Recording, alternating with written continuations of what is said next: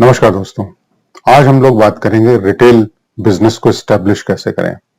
पहले तो मैं ये कहना चाहूंगा कि काफी मिथ है मार्केट में कि गवर्नमेंट ने रिटेल बिजनेस में एफडीआई को परमिशन दे दी है, तो जो इंडियन रिटेल बिजनेस है उसका क्या होगा। पहली चीज तो मैं आपको थोड़ा आंकड़ों की तरफ ले जाना चाहता हूं। रिटेल बिजनेस टोटल इंडिया का 2020 का डाटा है, ये 1000 बिलियन यूएस डॉलर से कहीं ज्यादा टच करी है मार्केट। तो आप ये समझ सकते हैं कि मैसिव मार्केट है, और इसमें भी अगर आप सेगमेंटेशन करें तो करीब 60% जो है वो retail business grocery stores food business का है। 10 से 12% में फैशन ब्रांड आते हैं, बाकी ज्वेलरी का बिजनेस है 10% का, और बाकी जो 18 से 20% बचता है वो और different kind of retail business के ब्रांड्स हैं।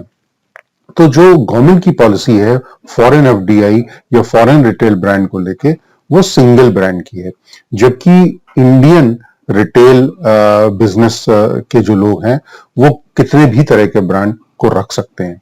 तो जो कंपटीशन है वो एक डिफरेंट लेवल का है, और उसमें मुझे लगता है कि जो इंडियन रिटेल बिजनेस ओनर है उनको बिल्कुल भी डरने की जरूरत नहीं है।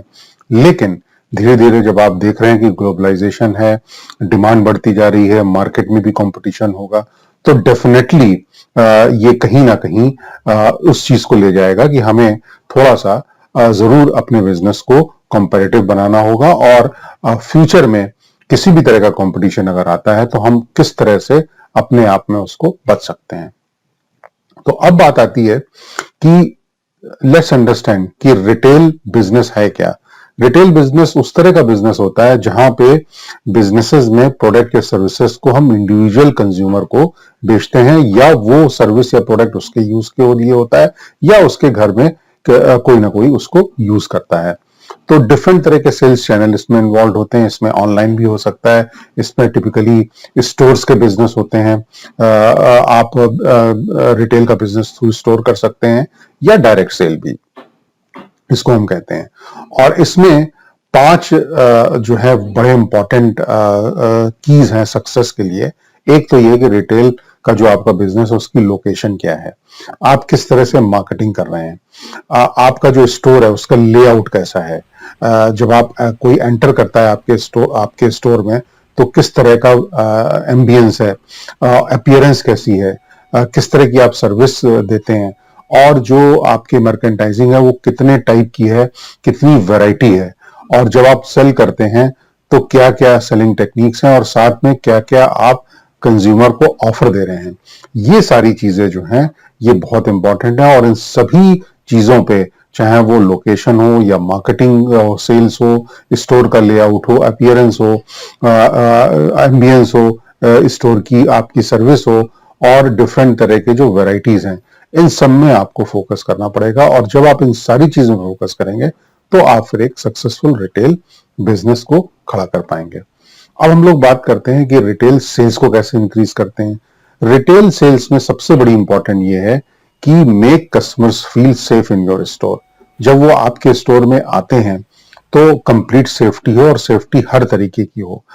इनफैक्ट आपने कुछ दिनों पहले सुना भी था कि कुछ स्टोर्स थे जहां पे लेडीज ट्रायल रूम में गई और वहां पे कैमरे लगे थे। तो ये सारी चीजें जो हैं वो जरूर आपको इंश्योर करनी पड़ेगी कि जो भी आपके स्टोर में आ रहा है, स्पेशली फीमेल्स आ रही हैं, so they should feel completely safe. दूसरा ये है कि आप क्योंकि अब डिजिटल मार्केटिंग का जमाना है, लोग काफी कुछ डिजिटली भी यूज करते हैं, तो आपका जो स्टोर है वो ऑनलाइन सर्च रिजल्ट में जरूर आना चाहिए ताकि विजिबिलिटी रहे। तीसरा ये कि गूगल सर्च अगर लोग कर रहे हैं उसमें अगर वो डाल रहे हैं, अगर आपका सपोज फैशन का स्टोर है या ग्रोसरी का स्टोर है, तो अगर उसमें वो डाल रहे हैं तो सर्च इंजन ऑप्टिमाइजेशन करके आपको इस तरह से करना है कि आपका फर्स्ट पेज में नाम अपीयर हो। दूसरा भी एक आजकल और बहुत इंपॉर्टेंट सेल्स स्टाइल चली है, click and collect. Click and collect में क्या होता है कि कस्टमर जो है वो ऑनलाइन परचेज करता है, लेकिन कलेक्शन करने वो जो पास का स्पेसिफाइड लोकेशन होती है उसके घर के आसपास, वहां से वो पिकअप करने जाता है। तो ये एक जो है बहुत अच्छा एक सर्विस है कि ऑर्डर तो आप रिमोटली बैठ करके दे सकते हैं, चाहे तो आप ऑनलाइन दे सकते हैं, पेमेंट भी आप ऑनलाइन दे सकते हैं, लेकिन कलेक्शन आप जाकर के इन पर्सन कर सकते हैं। तो उससे एक सेफ्टी सिक्योरिटी आ जाएगी कि जो आप खरीद रहे हैं वो चीज अच्छी है या नहीं है। दूसरा है कि मोबाइल ऑर्डर, जैसे मोबाइल कॉमर्स बहुत इंपॉर्टेंट हो गया है, तो क्या आप मोबाइल से भी ऑर्डर कर सकते हैं। और सबसे बड़ा फैक्टर है जिसपे काफी रिटेल बिजनेस के जो ओनर्स हैं वो ध्यान नहीं देते हैं, वो है कि आप किस तरह के एम्प्लॉय को हायर करते हैं और उसको किस तरह से डेवलप करना है।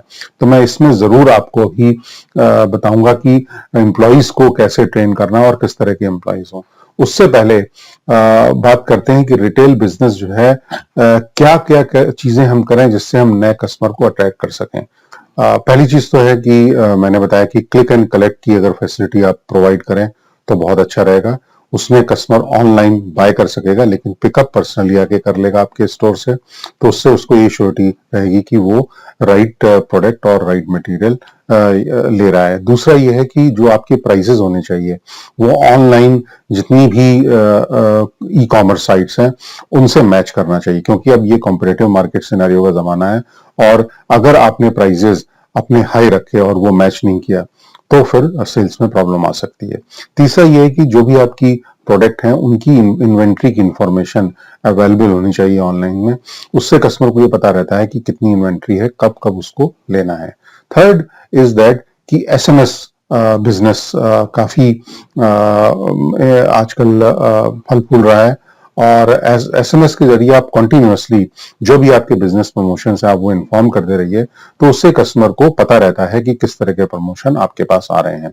दूसरा ये है कि अगेन जैसा मैंने बोला था कि सर्च इंजन ऑप्टिमाइजेशन में आपकी वेबसाइट जो है वो पहले ही पेज पे आना चाहिए अगर कोई लोकल सर्च कर रहा है। और अगर कोई इवेंट्स वगैरह आप होस्ट कर सकते हैं किसी भी मॉल में, किसी भी शॉपिंग मॉल में, किसी भी जगह, तो वो भी कभी कभी कस्टमर्स को अट्रैक्ट करता है। और फाइनली है कि create a lounge space with wifi. तो अगर लोग आ रहे हैं, आपका स्पेस अच्छा है, वहां पे वाईफाई है, तो लोग वहां पे बैठ करके और वो एक यूनिक एक्सपीरियंस मिलेगा। तो ये बहुत इंपॉर्टेंट है। फिर बात करते हैं हम लोग की what is important for the success in retail industry. तो आई थिंक सबसे बड़ी इंपॉर्टेंट जो एस्पेक्ट है रिटेल इंडस्ट्री का कि customer, how you can hold customer into your retail business. एक बार जो कस्टमर आपके पास आ गया वो बिना खरीदे हुए वापस नहीं जाना चाहिए, क्योंकि अगर कस्टमर चला गया और आप उसको बेच नहीं पाए, तो हम लोग हमेशा ये रिटेल इंडस्ट्री की उसमें कहते थे कि ये बहुत बड़ा क्राइम है। So you have to make sure कि जब कस्टमर आता है तो उसको अच्छे से सेल करें, और वो टेक्निक्स मैं अभी थोड़ी देर बाद बताऊंगा, क्योंकि ये ध्यान रखिए कि कस्टमर इज द किंग। अब बात करते हैं कि जो आपके सेल्स के लोग हों, जो आपके सेल्स पर्सन या सेल्स गर्ल्स हों आपके रिटेल के बिजनेस में, उनकी क्या क्या स्किल होनी चाहिए। देखिए, पहली चीज तो है कि वो बहुत वेल एजुकेटेड आप लेंगे वो भी जरूरत नहीं, क्योंकि वो टिकेगा नहीं। तो simple graduate is more than enough, but जो एट्रीब्यूट्स होने चाहिए, जो क्वालिटी होनी चाहिए, वो होनी चाहिए उसकी एक अच्छी कम्युनिकेशन स्किल। दूसरा, सर्विस का उसको एक आइडिया होना चाहिए कि जब कस्टमर आता है तो कैसे सर्व करना है, एक एम्पैथी उसमें होनी चाहिए। दूसरी ये है कि कमर्शियल अवेयरनेस, कि कैसे अपसेलिंग करनी है, कैसे क्रॉस सेलिंग करनी है, और किस तरह बंडल सेलिंग करके, अगर मान लीजिए वो 2000 रुपए की सेल करने आया तो कैसे आप उसको मोल्ड करके और डबल ट्रिपल सेल्स आप ऑफर कर दें। दूसरा, ये चूंकि टारगेट्स होते हैं तो हमेशा सेल्स का जॉब बड़ा प्रेशर वाला होता है, तो उस सेल्समैन या सेल्स गर्ल की एबिलिटी होनी चाहिए कि they can work under pressure. दूसरा, टाइम मैनेजमेंट बहुत इंपॉर्टेंट है कि एक स्टिपुलेटेड टाइम में 15 से 20 मिनट या आधे घंटे के अंदर अगर कस्टमर स्टोर में आया है तो आपको सेल्स को क्लोज करना है। दूसरा ये कि प्रॉब्लम सॉल्विंग उसके अंदर कैपेबिलिटी होनी चाहिए, कि पहले तो ये है कि कस्टमर की प्रॉब्लम को अंडरस्टैंड करना है और उसकी रिक्वायरमेंट को अंडरस्टैंड करना है, और उसके अकॉर्डिंगली जो है फिर सोल्यूशन ऑफर करना है। तो ये बहुत इंपॉर्टेंट एस्पेक्ट है। दूसरा, you need to have that ability like attention to detail, छोटी छोटी चीज पे फोकस करके, और वो कस्टमर की जाननी है और कस्टमर को अपने प्रोडक्ट और सर्विसेज के बारे में बताना भी है। And finally he has to be responsible. तो अगर हम ये सारी चीजें करते हैं अपने किसी भी सेल्स गर्ल या सेल्स बॉय जो भी आपने रखा है, ये क्वालिटी अगर उसके अंदर है या उसको आप ट्रेन करके ये सारी क्वालिटीज उसमें आ जाती हैं, तो एक बहुत बड़ा आपको इम्पैक्ट आएगा आपके बिजनेस में, और कस्टमर एक बार आने के बाद वो बिना खरीदे हुए वापस नहीं जाएगा। अब हम लोग बात करते हैं कि और बहुत सी क्या स्ट्रेटजीज हो सकती हैं। जैसे इस रिटेल के बिजनेस में बोलते हैं be where your customer are.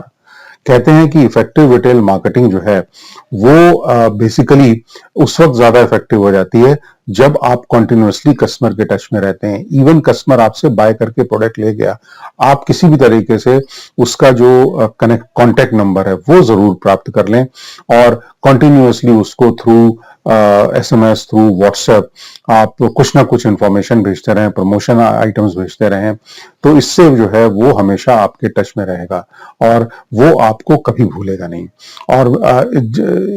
और हमेशा ये कोशिश करते रहिए कि वो आपका जो स्टोर है वो किसी न किसी रूप में वहां पे वापस आता रहे। दूसरा जो इंपॉर्टेंट एस्पेक्ट मैंने आपको बताया था कि M-कॉमर्स का जमाना है, तो आपके अगर ऐप, मोबाइल ऐप हो, तो ये जरूर आपको बेसिकली वो हेल्प करेंगे।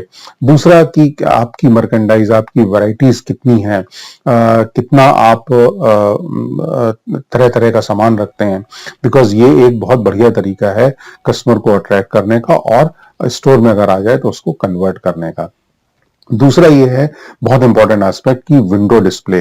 देखिए क्या होता है कि अगर आपका कोई शोरूम है और किसी मॉल में है, तो लोग जब मॉल के बाहर होते हैं तो वो उनको कैसे अट्रैक्ट करना है, क्योंकि अंदर आकर के तो वो बाद में देखेंगे, तो हमेशा जो डिस्प्ले है आपका उसको बहुत अट्रैक्टफुल और बहुत अच्छा बनाना है, और ये 50% इफेक्ट करता है किसी भी स्टोर की सेल में, कि अगर वो अट्रैक्टिव है तो लोग उसको जानने के लिए और जरूर अंदर आएंगे, और एक बार जब वो आ गए तो फिर सेल्समैन का काम है कि वो उनको किस तरह से वो करे। दूसरा ये है कि अगर आप फैशन ब्रांड से रिलेट कर रहे हैं या और भी सर्विस का बिजनेस है, तो आपका फेसबुक में प्रेजेंस होना बहुत जरूरी है, इंस्टाग्राम में करना बहुत जरूरी है, बिकॉज जो यंग लॉट है वो इन दोनों सोशल मीडिया पे 24 घंटे रहता है, तो कंटिन्यूअसली आप उसमें पोस्टर्स डालते रहेंगे, उसको आप अपने ऑनलाइन प्रेजेंस रहेगी, तो वो भी कहीं ना कहीं फर्क आएगा कि लोग आपके स्टोर्स में आना चाहेंगे। SMS मार्केटिंग का मैंने आपको बताया, बहुत इंपॉर्टेंट है, उसको कंसीडर करिए। इसलिए रिटेल बिजनेस के बारे में मैं ये कहना चाहूंगा कि नए कस्टमर तो डेफिनेटली बनाइए, क्योंकि वो हमेशा फ्रूटफुल रहेगा, लेकिन जो एग्जिस्टिंग कस्टमर हैं आपके, उनको आपको किसी भी तरह से जाने नहीं देना है, और मेक श्योर करना है कि वो समय समय पे वो स्टोर्स में आते रहें आपके और सामान को बाय करते रहें। मेरे और भी वीडियोस हैं बिजनेस रिलेटेड, मेरे चैनल को सब्सक्राइब करिए, इस वीडियो को लाइक करिए, और काफी मैं बिजनेस रिलेटेड टॉपिक्स से मैं अपने वीडियो बनाता रहता हूं, तो मेरे चैनल में जाके उनको सब्सक्राइब करके और प्लीज देखिए। Thank you very much.